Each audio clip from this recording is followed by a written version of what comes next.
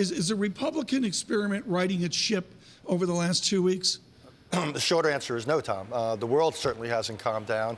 Washington has added to it, and the dynamic between the two, if there were a stock called World Disarray, it would have gone up. One of the themes this weekend, I thought of you when I saw it, was I was at the meeting at the Council on Foreign Relations years ago when you relaunched your website, which to me is the place to go to get a briefing on foreign policy. All the president does is watch cable TV. You're a beast of cable TV. You're on a lot of, you do Us, you do Morning Joe, and the rest of it. What would you say to President Trump to wean him away from 8 screens a morning?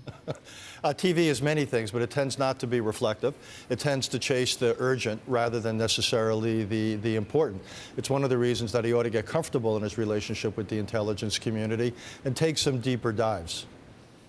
Will he? And actually, how are people in the U.S. reacting to the Swedish saga, Richard?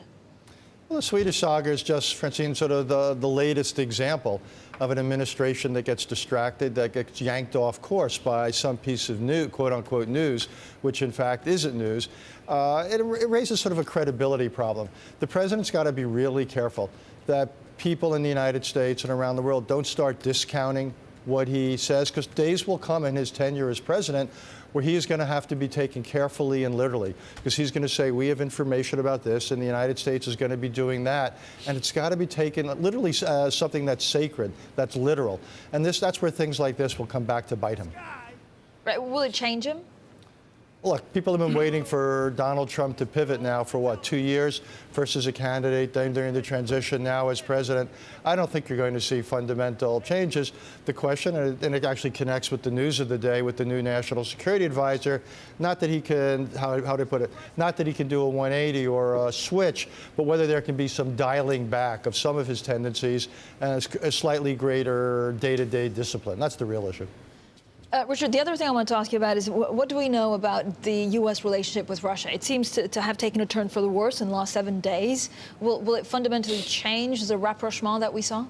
Well, again, the rapprochement was never real. It was just rhetorical, mainly on the American side. There are real issues between the United States and Russia, as you and anyone watching this will know.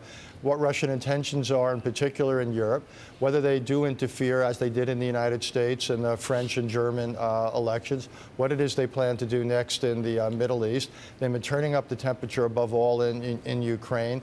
So, I think this is a troubled relationship, and I think the goal for this administration is to both push back on Russia at the same time they open more communication to get that balance right. One of your ambassadorships was to Northern Ireland and working with delicate negotiations there and a linkage there into the intelligence community, and for that matter, British intelligence.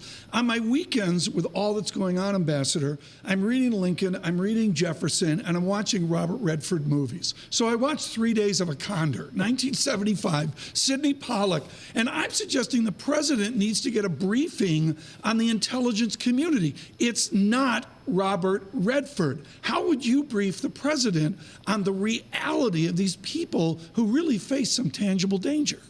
Well, I mean, the people in the field do face tangible danger, but I think even more important in the short run, Tom, is he gets comfortable with the analytical side. For people, what do you mean by that? Look, for people who don't know, the intelligence community has various silos. The most dramatic one, the James Bond one, the one you were referring to, is the operational people in the field. The more important one for a president is actually the more academic one. Which is what Redford is in 3 Days of a Condor. Right, he's a poor guy who gets stuck there and suddenly gets caught up in something. But for the president gets his daily briefing, the PDB, the Presidential Daily Brief. He gets regular interaction with his intelligence people. That's what he's got to get comfortable with. Because they're going to speak truth to power. They're going to give him context. They're going to give him background. They're going to connect dots for him that he may just not see. And he's had to say confrontational, doesn't capture a relationship with them from the get-go. He has got to get comfortable with that community.